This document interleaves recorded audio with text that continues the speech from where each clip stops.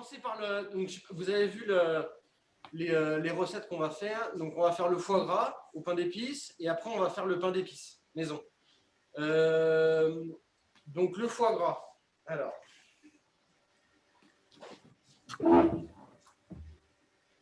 Donc, j'ai pris, donc moi, dans une grande surface, du foie gras, donc déjà événé, en fait, pour se faciliter un peu la chose.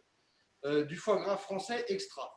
Donc, alors, je ne sais pas si vous savez, mais pour reconnaître en fait un bon foie gras, déjà, il faut appuyer dessus, il faut qu'il soit souple. S'il est trop dur, ça va vous rendre plein de gras. S'il est trop mou, c'est pareil, ça va vous faire de la soupe. Donc, il faut vraiment qu'il soit un peu souple comme ça. Et là, ça, on a vraiment quelque chose de super. Donc, on va prendre le couteau.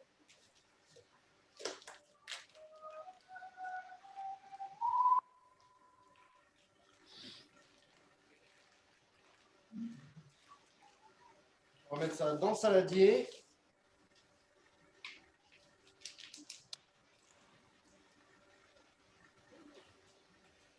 Si vous avez des questions, n'hésitez pas. Hein. Quelle quantité à peu près pour… Bah là, en fait, je mets 3 lobes de à peu près 500 grammes pour faire une terrine comme ça.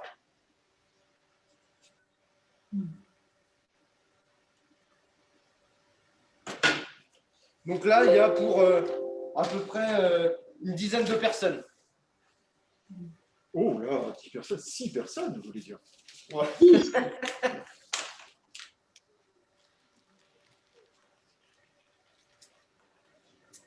Donc là, les foie gras, alors je ne sais pas si vous voyez là. Donc les foie gras, je les prends, je les ouvre. Alors faut laisser quand même faut laisser les morceaux. Faut surtout pas le mettre en bouillie.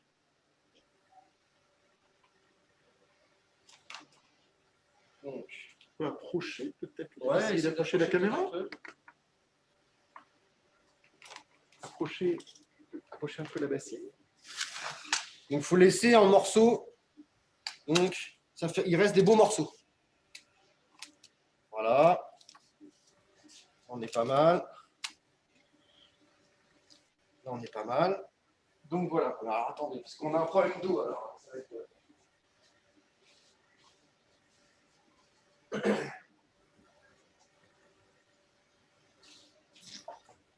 Donc là-dedans, salut Agnès. On va mettre l'équivalent à peu près d'un demi-verre. Donc là, j'ai pris du Montbazillac. Mais ça peut être soit du Porto blanc, soit du muscat, mais muscat blanc. Après, on peut mettre plein d'autres sortes d'alcool. Hein. Moi, je préfère. Qu'est-ce qu'elle a dit, madame? Ah, on n'a pas compris ce que vous avez dit. Il faut que le vin soit doux. Exactement. Exactement. Sucré. Donc voilà, donc un demi-verre. Donc après, on met du sel. Alors, on va goûter après. Moi, je goûte toujours le sel dans la préparation. Il faut savoir que dans le saladier, avec le foie gras cru, quand on goûte, il faut toujours que ça soit un peu trop salé. Parce qu'après, à la cuisson, en fait, le foie gras, il absorbe le sel. Donc, si vous salez tout juste pour une consommation, par exemple, immédiate, quand il sortira du four, quand il va refroidir, quand vous allez le servir à table, en fait, il sera fade. Donc, il faut toujours qu'avant la cuisson, il soit un peu plus salé.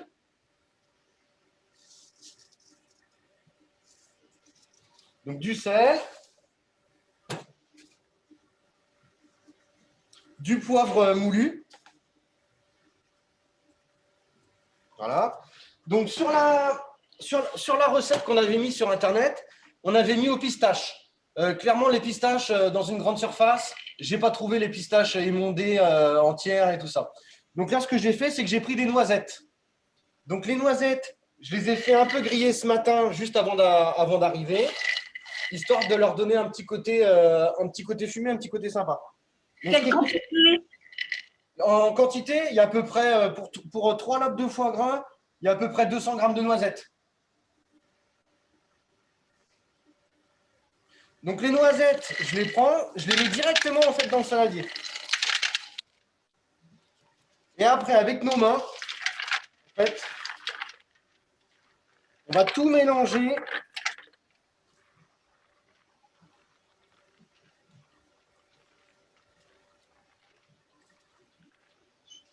Faut bien malaxer, histoire que le porto, en fait, le sel et le poivre, ça s'imbibe bien dans le foie gras.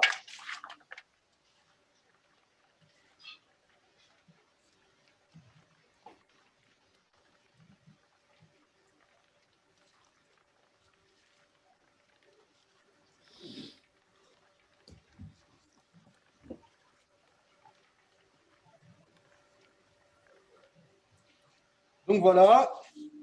Alors là, on va prendre. Donc là, je prends toujours la cuillère. Hop. Donc voilà. Donc là, le sel, c'est parfait. Donc il est un peu trop salé. Donc comme ça, à la cuisson, il va bien tous les blocs de foie gras vont bien absorber à l'intérieur. Et on aura un salage qui sera parfait à la sortie.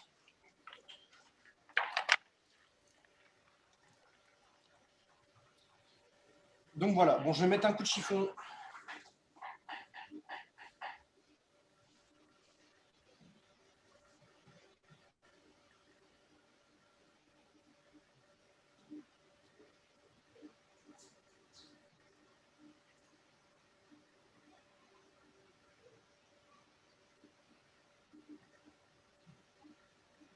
Alors, sans eau chaude pour s'enlever le foie gras des mains, c'est un peu compliqué.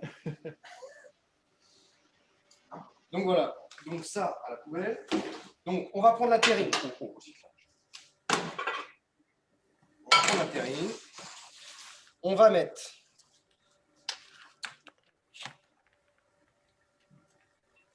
donc on garde les morceaux, hein, comme ça, avec les noisettes.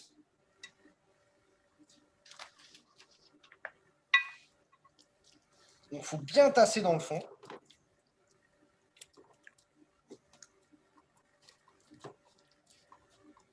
Il faut bien le tasser.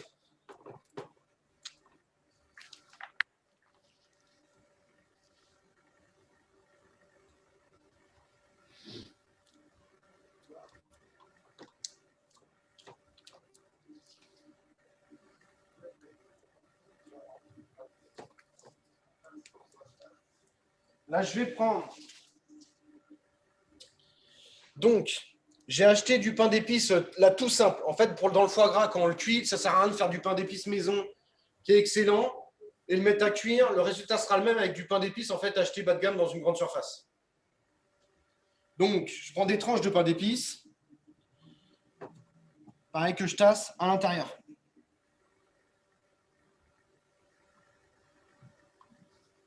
Donc, en fait, quand vous allez le découper, ça fera comme un marbré. Voilà. Et je reprends du foie gras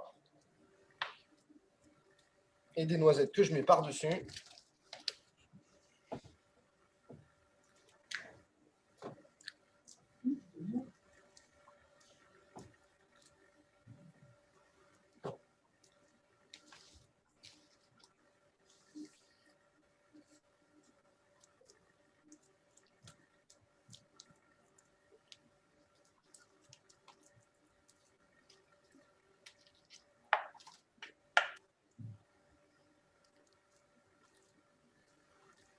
Voilà, donc là, il m'en reste un tout petit peu parce que le foie gras est un peu gros.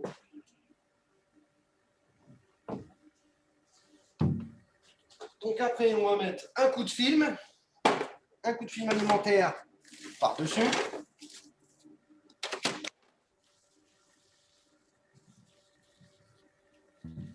Ça permet de retasser correctement.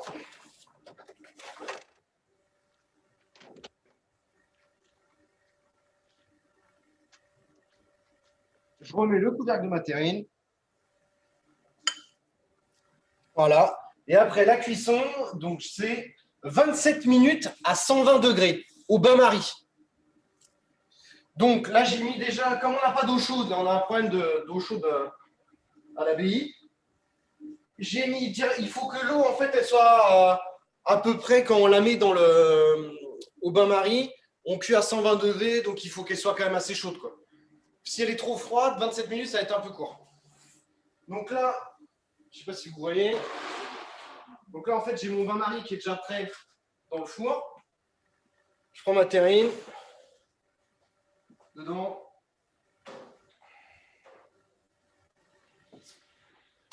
« 120 degrés. Pendant 27 minutes.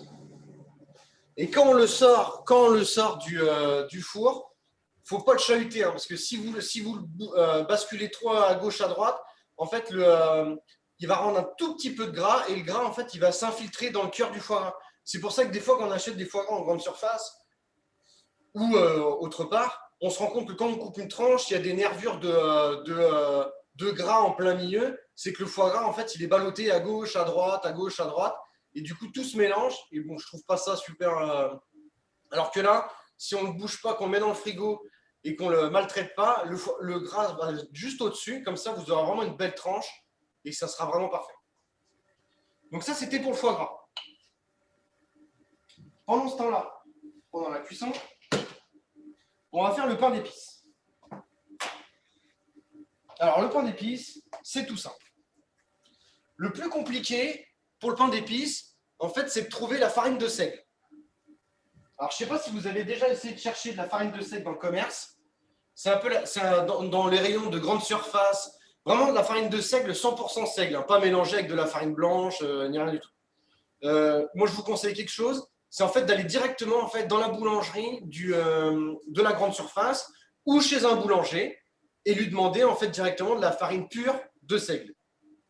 Parce que dans les grandes surfaces, dans les grosses grandes surfaces, ils vendent du mélange à pain d'épices, mais c'est mélangé avec de la farine de froment, avec de la farine de... Enfin, c'est tout un mélange. Moi, je parle vraiment pain d'épices, 100% farine de seigle. Donc là, je vais vous montrer directement. En fait, j'ai pris ça dans la grande surface à côté. J'ai été voir dans la boulangerie. Il m'a dit, nous, il n'y a pas de souci. On fait du pain de seigle toutes les semaines, on en fait. Donc, il m'a vendu de la farine de seigle. Voilà. Donc, alors la recette. Donc, on a fait pour 500 grammes. Donc, 500 grammes, ça correspond à un pain d'épices de cette taille-là à peu près. Donc, ça, c'est un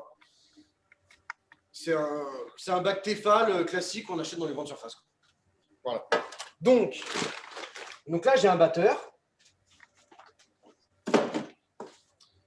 Donc, ce qu'on va faire, on peut le faire aussi ça met un peu plus de temps au robot ménager. Si vous n'avez pas de batteur, juste avec un robot ménager dans un grand saladier, ça peut le faire. Donc, on va mettre 500 grammes de farine. 500 grammes de farine.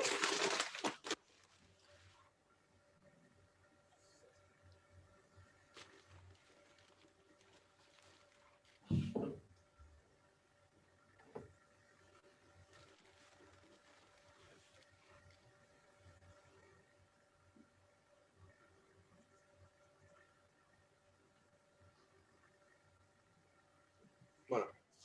On va mettre 500 grammes de farine. Après, on met... En fait, c'est pas compliqué le pain d'épices. On met tout dans le saladier et après, c'est le robot qui bosse. Donc, on va mettre... Alors, je vais chercher un morceau de pain d'épices.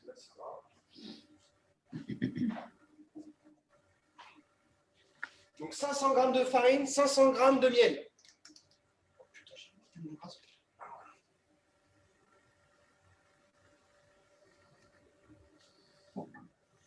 Quel genre de miel?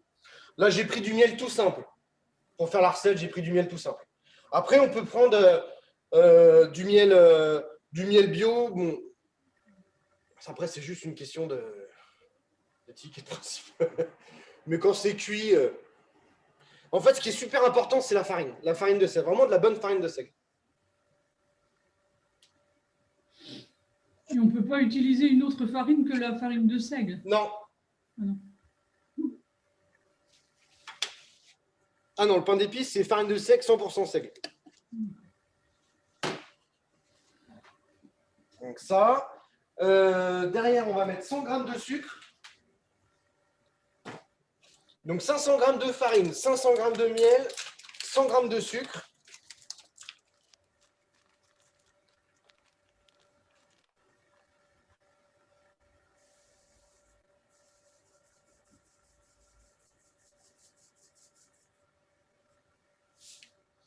100 g de sucre, 5 œufs. Donc là, j'ai pris 5 gros œufs.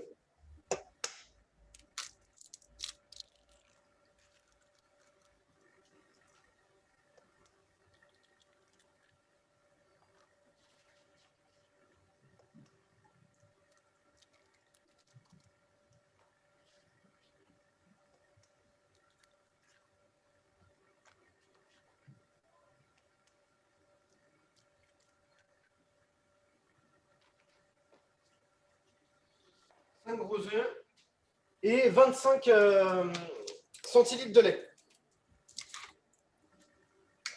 Tellement grasse.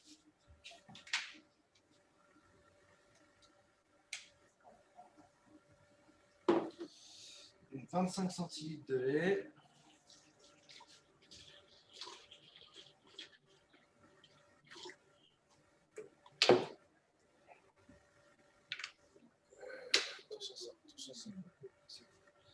Ça dedans et on va mettre la levure. Alors c'est de la levure chimique qu'on met dedans, qu'on trouve dans les magasins. Alors je l'ai mis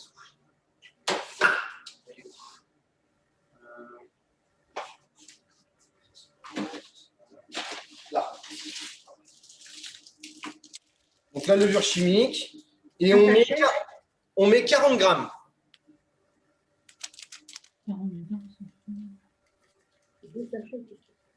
Donc ça fait à peu près 4 sachets. C'est des sachets de 10 grammes.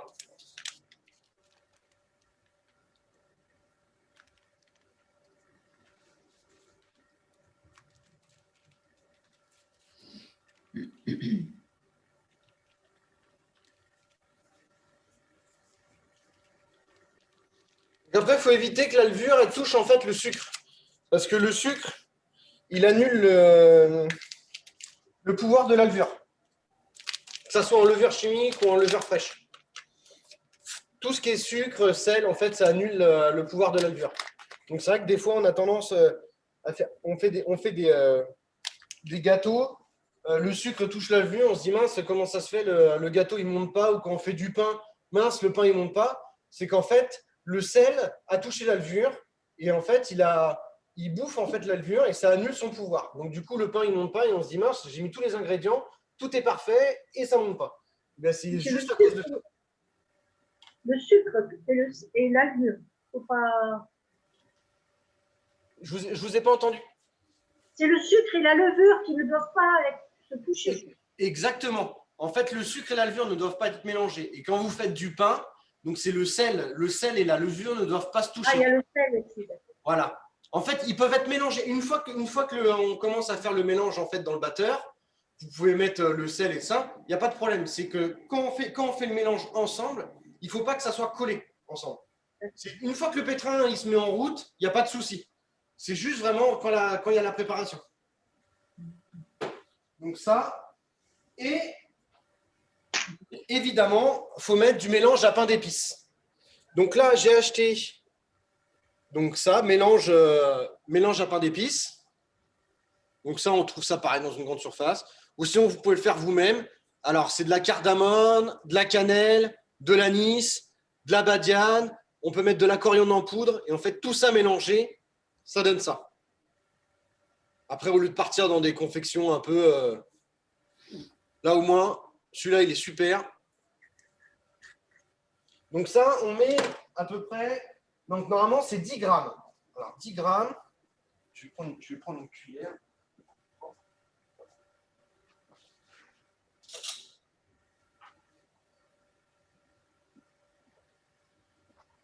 10 grammes, c'est l'équivalent d'une grosse cuillère à soupe.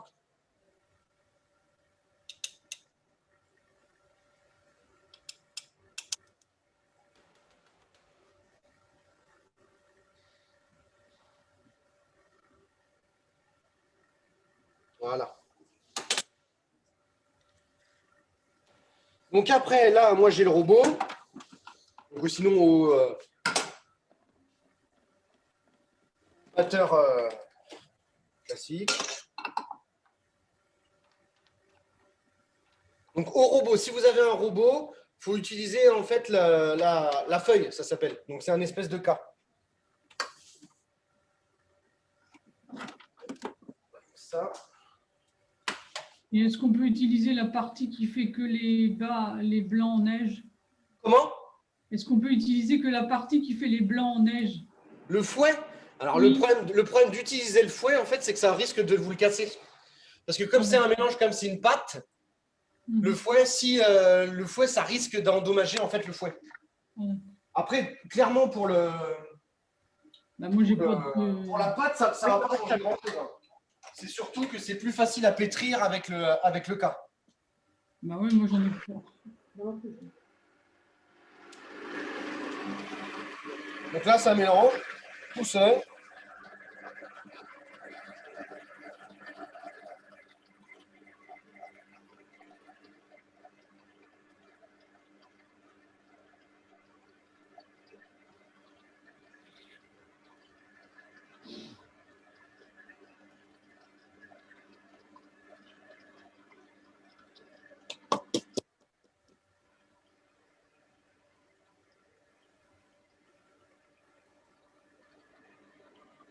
Combien de temps? Combien de temps? C'est jusqu'à temps en fait que la pâte soit homogène. Donc là, avec une maryse, il reste toujours un peu de farine sur les bords. Donc en faisant attention, évidemment. Je décolle le reste de la farine qui est collée, parce qu'après, quand on va le démouler, enfin quand on va le mettre dans le moule, il va y avoir des traces de farine, c'est pas joli. Je vais mettre un tout petit peu plus vite.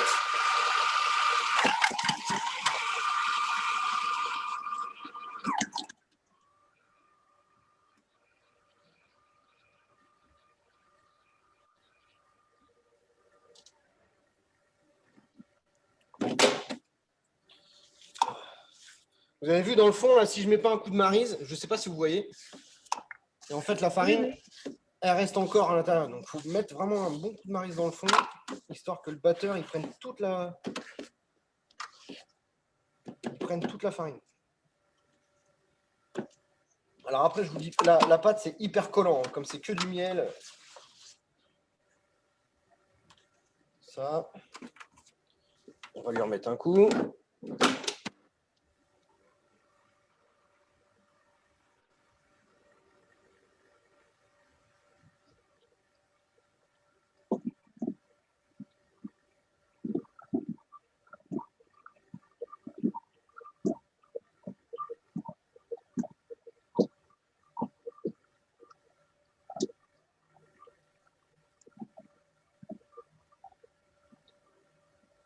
Donc déjà, là, ça sent bon le pain d'épices. Les épices qui tournent et tout.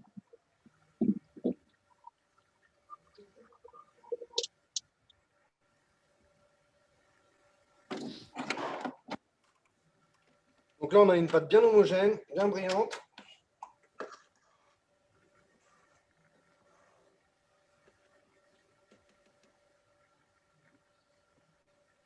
Voilà. Donc là, on a une belle pâte bien brillante. Donc après ça, on met directement en fait dans le moule. Hop. Bon après là, c'est un moule Tefal. Hein. Vous pouvez utiliser d'autres moules et mettre dans ce cas-là une feuille de papier sulfu en dessous. Là, moi, j'en ai fait un l'autre jour avec ce moule-là. Ça s'est super bien décollé. Ça colle pas. Quand il est bien cuit, ça colle pas du tout.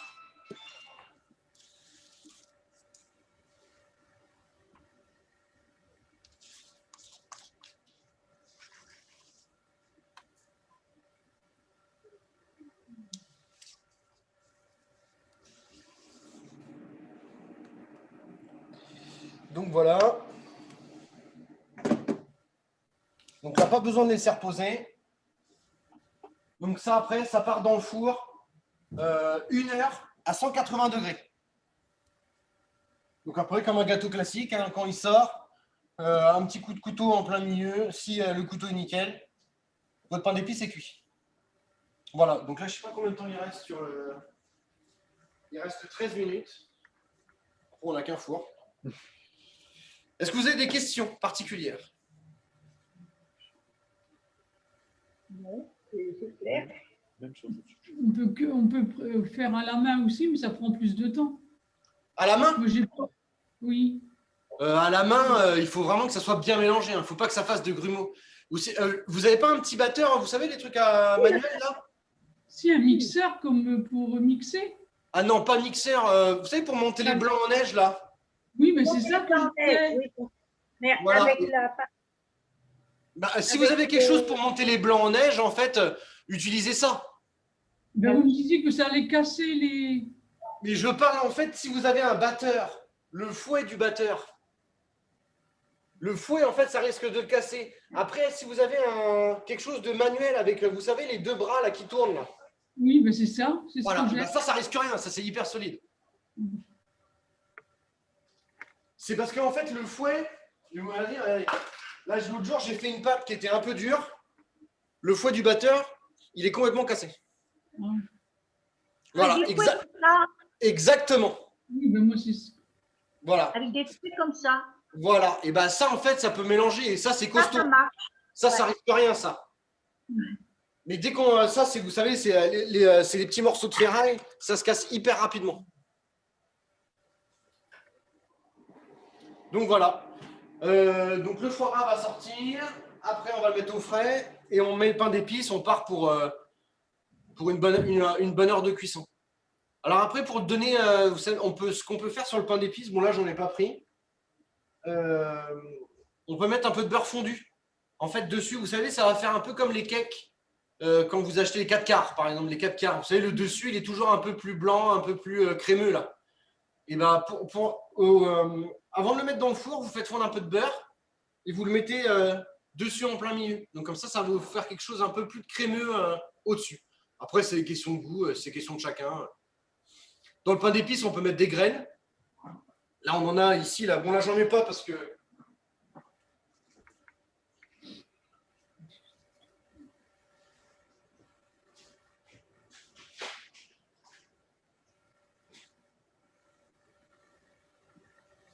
pour donner un côté un peu original, on peut mettre des graines. Donc, il y a dans ces graines-là, il y a du tournesol, du sésame, plein de choses comme ça. Donc là, vous mettez par-dessus. Dessus. Ça donne un côté sympa, un côté croquant et un peu un côté original au pain d'épices. Là, c'est vraiment la recette classique du pain d'épices. La recette classique du pain d'épices. Donc ça, c'est des graines que nous, on utilise dans le restaurant soit pour faire des pâtisseries, soit pour mettre sur des poissons, soit pour...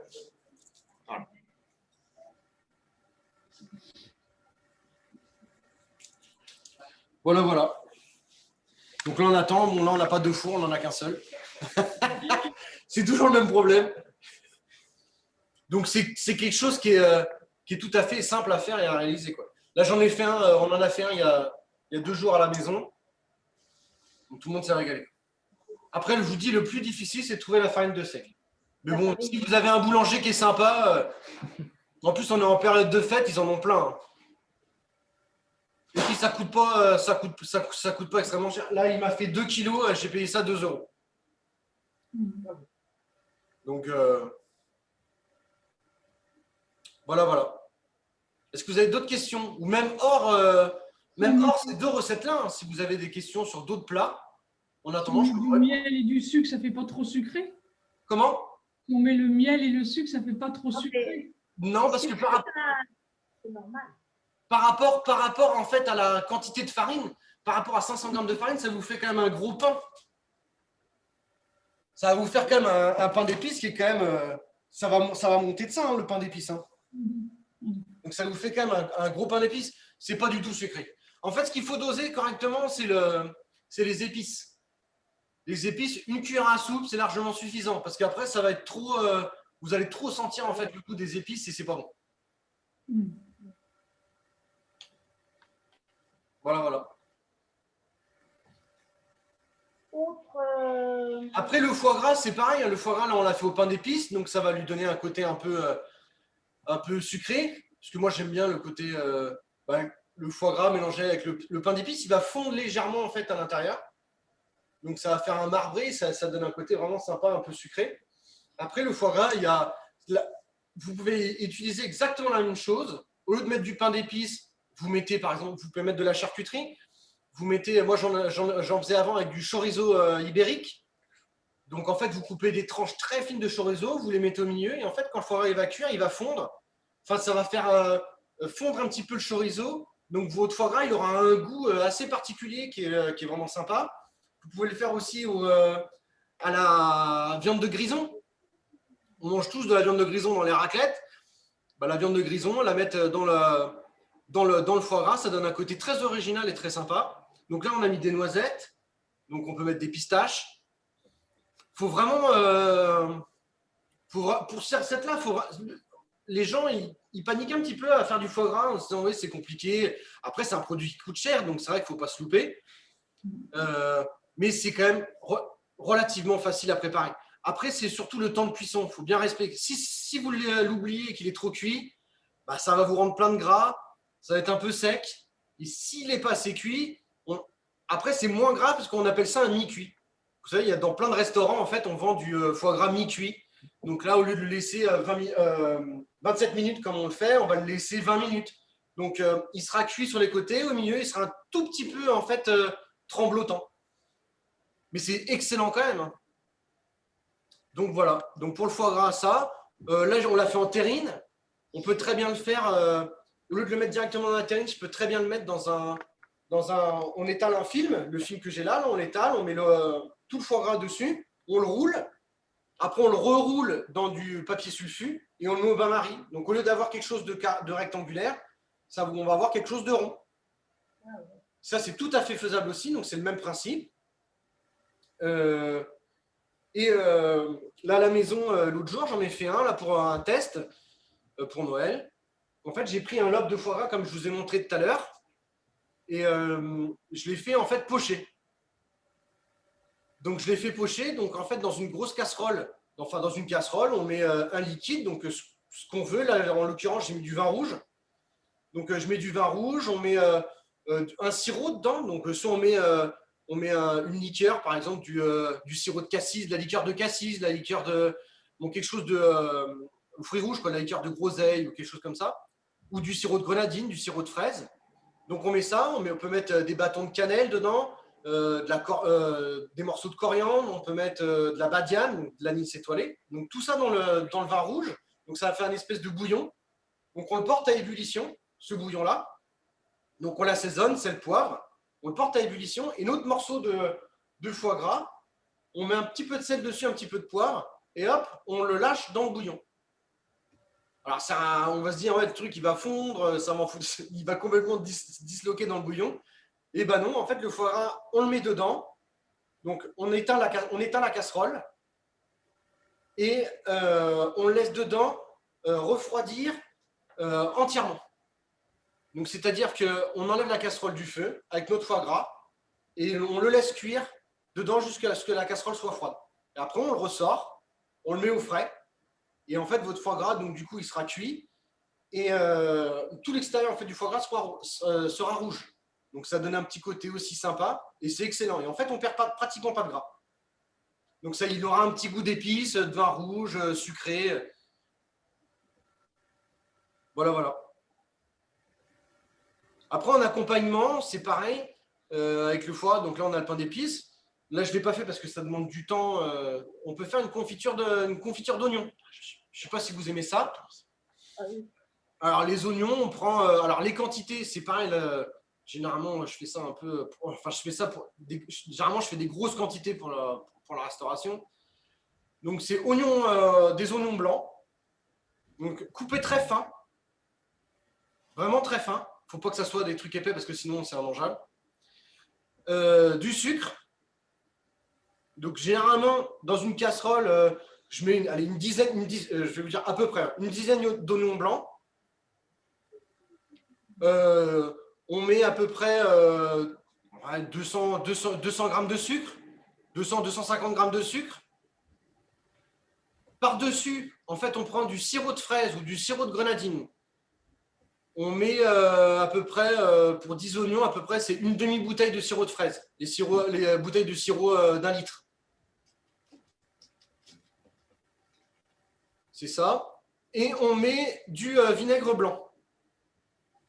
Et en fait, le tout, le liquide, donc le sirop de fraise plus le vinaigre blanc, ça doit arriver à peu près à hauteur des oignons. Ça doit arriver à peu près à hauteur des oignons. Et on met un citron coupé en 4. Un citron coupé en 4. Et en fait, vous mettez ça sur le feu à réduire tranquillement. Jusqu'à temps en fait, qu'il n'y ait plus de sirop. En fait, il faut que les oignons, ils aient pratiquement tout bu. Et les oignons, en fait, ils vont devenir translucides.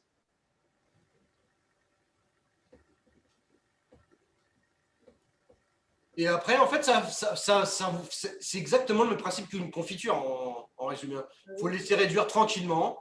Par contre, il faut être présent, il faut remuer, parce que quand ça commence à devenir sirop, il ne faut pas que ça accroche dans le fond, quoi. Et en fait, ça va devenir, vous allez pouvoir, avec la cuillère, faire des belles quenelles autour de vos assiettes. Et c'est vrai que ça donne un côté sucré, acidulé, qui est assez sympa. Confiture d'oignon.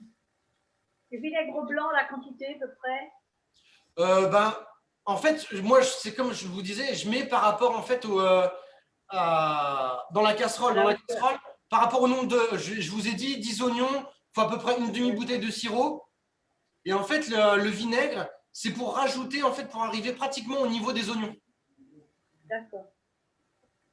C'est normalement, c'est ça. Il en faut ça va peut-être vous représenter un quart de la bouteille. Un quart. Normalement, c'est une demi-bouteille de sirop de fraise ou sirop de grenadine pour un quart de bouteille de vinaigre. En fait, le vinaigre, ça va permettre aux oignons de les rendre translucides. Translucides et ce côté un peu piquant, un peu acidulé. Pour pas que ça soit trop sucré. Parce que le sucre plus le sirop, il faut quelque chose en fait qui casse un peu le sucre. Donc mettre le vinaigre, ça va le rendre transparent. Et le citron donne ce côté un peu acidulé qui est sympa. Il faut vraiment attendre. Voilà, mon foie gras est prêt. Il faut vraiment attendre qu'il n'y ait plus de. Dans la confiture d'oignon, il faut vraiment attendre qu'il n'y ait plus de jus. Ouais. Donc, on va sortir le foie gras.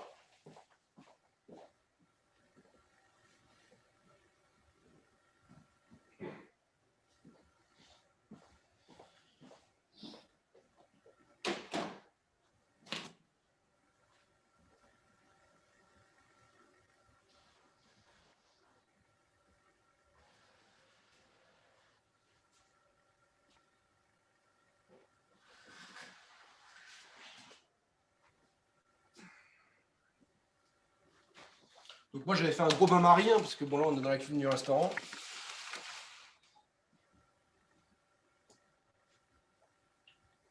Donc voilà, donc là il faut vraiment y aller doucement pour ne pas le brusquer.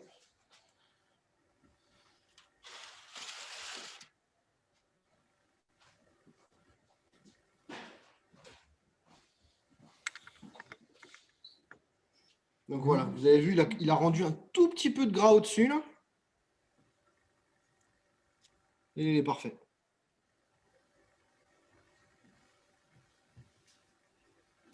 Donc on va le remettre là. Hop. Je vais filmer le couvercle pour pas qu'il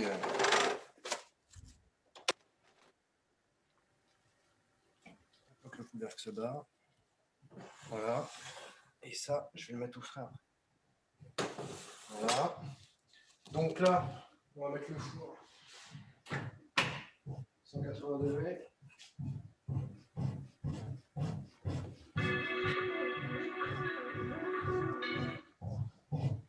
On va le préchauffer 180 degrés et on part pendant 1 heure. Pendant 1 heure. Après, il faut surveiller, hein, tout dépend des fours qu'on a pour le pain d'épices. Il y a des fours qui. Celui-là, bon, c'est un four professionnel, donc c'est vraiment la Rolls-Royce des fours. Donc ça cuit uniformément partout. Il n'y a pas question que ça brûle, ni rien. Moi, je l'ai fait quand je l'ai fait l'autre jour à la maison. Bon, le four, je n'ai pas la Rolls-Royce des fours. Donc du coup, je l'ai tourné un petit peu pour que la coloration soit uniforme partout. Donc il faut faire attention, il ne faut pas que ça brûle, quoi, évidemment. Bon, normalement, 1 heure à 180 degrés, c'est pile poil ce qu'il faut. Voilà. Si vous avez des questions, d'autres questions. Alors, c'est pareil, hein, le foie gras, quand on coupe une tranche, donc toujours penser, réflexe, fleur de sel, un petit peu de fleur de sel à avoir sur la table, un petit peu de poivre du moulin, noir. C'est toujours sympa et agréable, ça relève le goût du foie, quoi. Alors pareil, le foie gras, essayez de le prendre en extra. C'est vrai que bon, c'est un peu plus cher. Français extra, c'est un peu plus cher, mais franchement, on s'y retrouve parce que des fois, on se dit...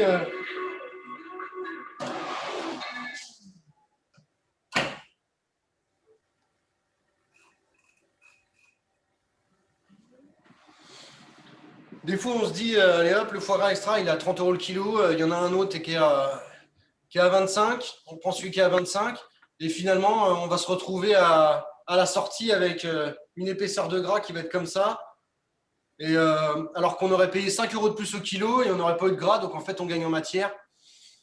Donc, bon, je pense qu'il y a des choses, il faut faire attention. Ça, le foie gras, quand on veut faire un bon foie gras, il ne faut pas lésiner sur la qualité. Et voilà.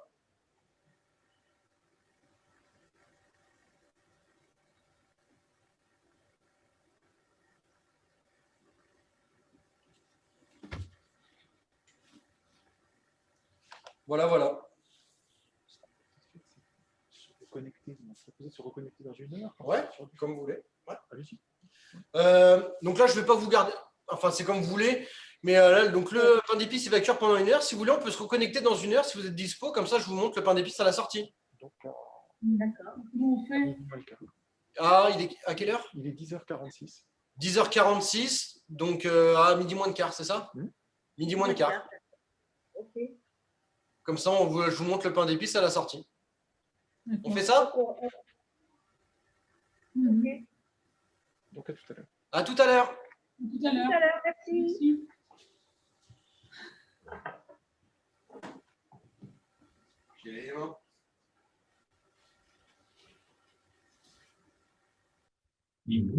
Je sais pas. Voilà, rebonjour. Nous voici de retour avec, à la différence de tout à l'heure, c'est qu'il y a un pain d'épices en plus, puisqu'il n'était que pâteux tout à l'heure, et maintenant, il va être cuit. On va attendre. Alors, attendez,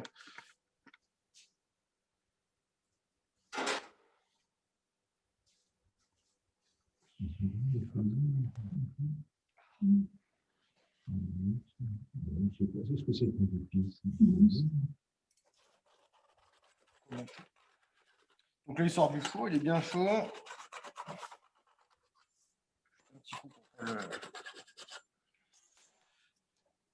On a un torchon parce que c'est quand même chaud.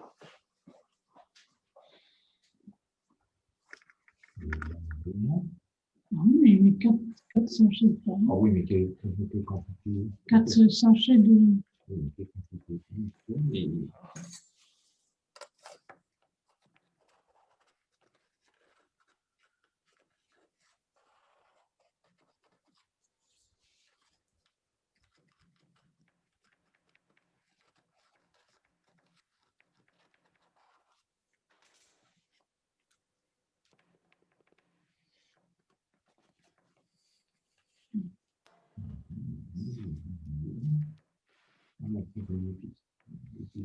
Là. Normalement, il faut attendre un petit peu, mais comme ça, je vais vous montrer à l'intérieur. Voilà. Il faut du sel. Je ne sais pas si vous voyez correctement. C'est moelleux. Ah, voilà, il est. Il est moelleux. C'est moelleux. Ah ouais, c'est très moelleux. Ah non, il est bon.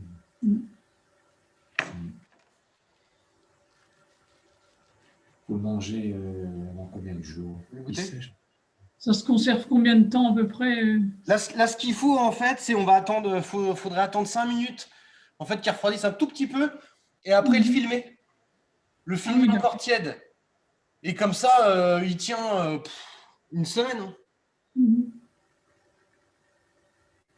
faut l'envelopper dans le film. Ouais, c'est ça. Une semaine. D'accord. Ça tient une semaine facile. Après, c'est clair que c'est mieux de le faire et le manger le lendemain, hein. Ah, bah oui, oui, c'est mieux, c'est plus, oui. Mais sinon, le pain d'épices, ça tient, dans le temps, ça tient vachement bien. Est-ce qu'il est bon?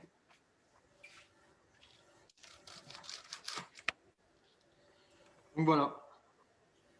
C'est pas trop sucré? Non, pas du tout. Non, ça n'est même à la limite Pas trop sucré? Ah, non, pas du tout. Après, quand il va être froid, on sentira beaucoup plus les saveurs que quand il est chaud. Là, il est vraiment chaud. Là. Hmm, Faut le laisser reposer un petit peu. d'accord. Donc voilà.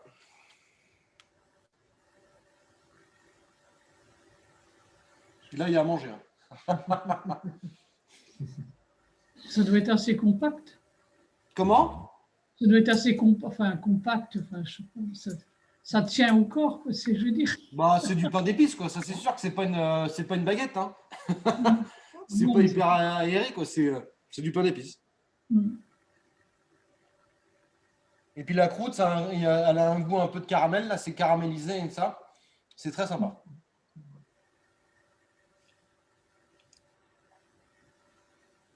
Donc voilà. Très bien, merci beaucoup.